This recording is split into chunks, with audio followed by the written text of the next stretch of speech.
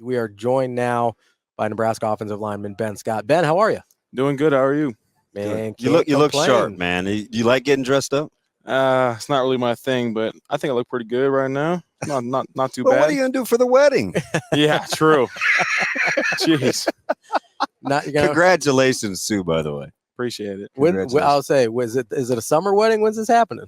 Should be a summer wedding. We're thinking maybe like 2026 though. We're in no rush. Okay. Yeah. You wanted her to know that you're pot committed, like you're all in. Yeah. I see the way you're working. Ben, so you made a decision to come back here for another year at Nebraska, which I know people were very excited about. But I kind of want to go back a little bit further and talk about how you got here to Nebraska in the first place. Obviously, you're at Arizona State, decide to transfer, you end up at Nebraska. What was that process like, and what drew you to Nebraska in the first place? Yeah, my mom is from Columbus, Nebraska. So her and her family really had a big impact on that. They're all Husker fans. I grew up wearing that corn head, watching Husker games as a kid. So, I've always grown up a Husker fan, and especially going into the Big Ten, I think that had a big impact on it too. Playing some real lineman ball, really getting down and dirty in those big personnels. I think that really drew me in. Yeah, I tell people just watching practices all the time. One of my favorite things about you is you're not a fake tough guy, right? Like some guys they'll give you the illusion that they're about that life. And then when it kind of gets messy and dark in there, a couple pin and pulls and collisions and you get a true nose, it's like, not a fake tough guy. Is that the roots that you're rooted in when you talk about how you were raised, the Columbus salt to the earth? Because that's the thing that sticks out to me probably first. Second is your athleticism for your size. But first, it's your toughness. Yeah, growing up in Hawaii, a lot of those Polynesians, they grow like early. So when I was in like middle school, I was like small, weak, like all you guys are like grown men compared to me. So, like at that age, you really got to learn quick on like how to really go against these guys, So once I kind of caught up to them, it was like I really have to use this as my advantage, So yeah, I really like growing up in Hawaii really like got me there, and having playing ball against those Polynesians, man, is different.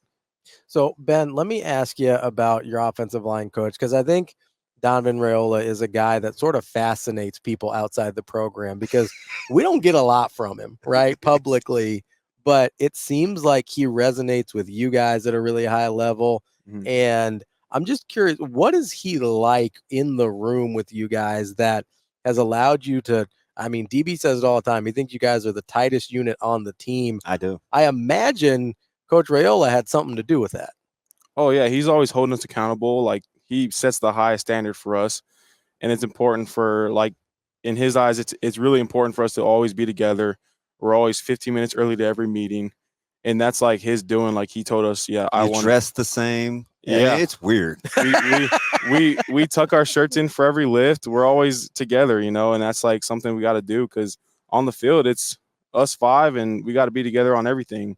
Play with one set of eyes. We're always making the right calls, and we're starting that in the off season, in the weight room, in the meeting room. So when it comes to season, like, it's already muscle memory. So from a football standpoint, what is Raiola like?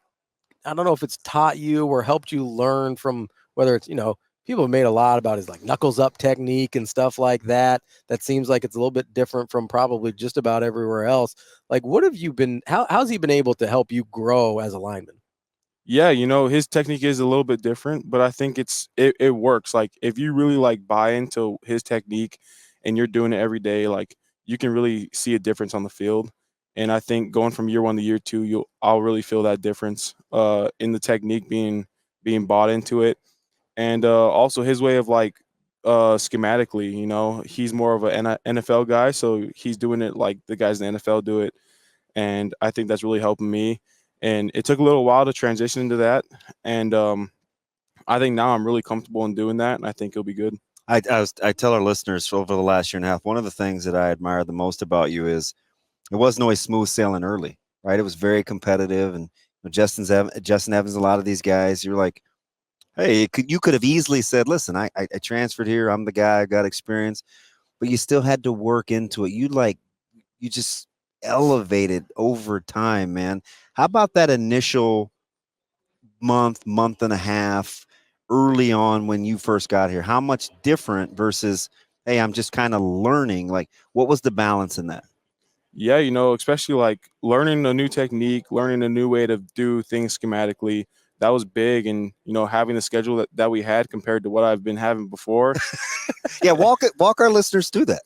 Yeah, at Arizona State, we would go in, like, especially during the summer, we would go in and lift and we were done for the day.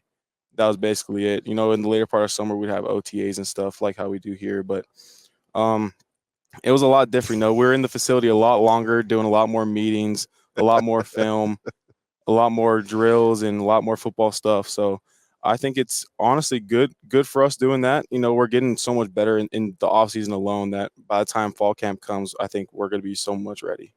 Ben, we talked to Ty about this a little bit because that's another unit where you've got some young guys pushing for playing time. You've got some entrenched veterans in that group as well. How do you balance being competitive with one another, but also rooting for those young guys to be successful? Yeah, it's a job for us too. We're going in there being competitive, but we're also helping the young guys learn and helping them get to where they can be. There's so much potential in all of them, and I think we're going to see a lot of the young guys playing this season. So it'll be important for them to really buy in, and we'll be right there next to them, helping them along the road. So it'll be good. It's so cool watching you blossom because I'm a big believer, even though I was a running back. I love offensive linemen, but not just because I need help and friends. It's because usually the closer you are to the ball, the better your team is. And when your leadership happens so close to the trenches like the O-line and the D-line, I'm encouraged as an alum from Nebraska. When you're watching this kind of evolve, where you started, where you've been, what you're expecting this year, how are you kind of managing the emotions until you get there, right? Because you're close, camp's getting ready to open, and I know you guys want to unleash, but you've had to incrementally do the steps along the way. How was that balance? Yeah, it's been great. I think every day we go in the weight room, we do like hard stuff. So it's really like important to have that chemistry going into the weight room every day. We have You say that with a smile. it's a lot of hard stuff in the weight room and on the field doing conditioning. So we're really helping each other along the way. Picking them up and really holding them to the standard that needs to be. And I think it's important doing this early. So then once fall camp, the first day everyone's going to be on edge. So we'll after the first day, then we'll be like we got to get together and we got to really help each other. So, Ben, you talk about the stuff they put you through in the weight room and in training and in practice and all these things. And obviously that gets you ready physically, but how much do you think that helps mentally when you get into a tough spot in a game? You're like, hey, we know we can do hard things. This isn't the first time we've been here. Oh yeah, they say it all the time, when it's in the fourth quarter and we're dead tired and the other team's dead tired, we know we had a much harder offseason than they did. So it really goes into your mind, that our offseason was so hard and no one else could have possibly done that. So I think it really plays into our game. If you're a typical good offensive lineman, a lot of times you don't pay attention to the extras around you, right? You obviously understand what happens underneath center, but those skill guys and it's like, oh, it's cool, but it starts with us. But how nice has it been to know that your offense is starting to fully blossom to accentuate what you guys bring to the table? Oh, I think it's great. Bringing in those receivers, and we brought in a quarterback, and we're bringing in all these guys to really like see who's the playmaker. And we have so much depth in receiver and running back and tight end. It's going to be great to really see what everyone can do and have that depth to rotate in guys and have some fresh legs out there, and it'll be great. How many guys you think you can play up front on the O-line? Ty says Coach Knighton thinks he can play 9 or 10. How many guys you think could play power 4 caliber football for you guys before it's all said and done? I think we got a decent 9 or 10 as well. Really? Yeah, that's fantastic. Our 2 deep is insane right now. I like the way you say that, right? Like, because I kind of agree with you, mm-hmm. right? Like usually it's like you got your starting five, you got a couple guys that might swing right or left, or they'll be the backups. Right now, we have so many guys that could play, and guys are competing for spots every day. So I think it's really important to have that depth. Who do you like as the young guys, as kind of the leader of your veteran pack group? Who do you like? What young guys do you like? If you count Justin Evans Jenkins as a young guy, then he's all conference caliber at some point. He might be president of his fan club. Yeah, that guy right there. Yeah, he stepped up big time last season, and having him back, another not fake tough guy. He's a tough guy. Oh yeah, guarantee. So Ben, let me ask. So I don't count him. We can't count Justin because you love him, and so another young guy. Give me another young guy. I like Gunnar Gatula. Yeah. Local guy. He's really buying in. Technician. Yeah, real technician. He's always out there getting extra work in. You can really see like his switch is flipping every time he goes into that weight room or on that field, and I can really see him being really good. Ben, last thing from me.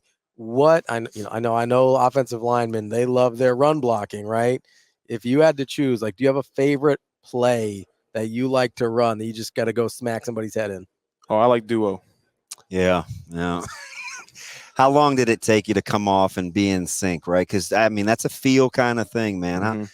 And I like duo, too. And now you got some guys that can kick some guys out on that backside, too. How long did that take you to get comfy with? Oh, I feel like it's natural. Every O lineman loves duo. It's just built into him.